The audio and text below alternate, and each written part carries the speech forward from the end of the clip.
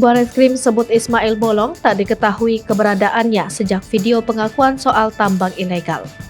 Direktur Tindak Pidana Tertentu Badan Reserse Kriminal Polri Brigjen Pipit Rismanto mengatakan, keberadaan mantan anggota Polres Samarinda, Kalimantan Timur Ismail Bolong belum diketahui.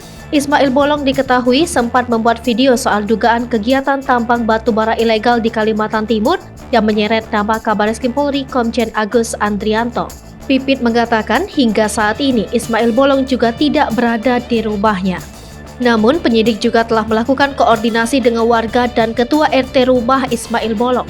Saat ini Bareskrim sudah melayangkan panggilan kepada Ismail Bolong untuk diklarifikasi soal pernyataannya dalam video. Pipit mengatakan panggilan kedua terhadap Ismail dilakukan pada Selasa ini.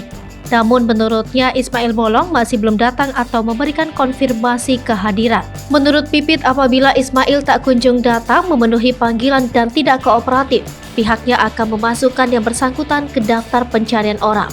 Pengakuan mantan anggota Polres Samarinda Ismail Bolong sempat viral karena menyebut dirinya menyetorkan uang 6 miliar rupiah ke Kabareskrim Polri Komjen Agus Andrianto.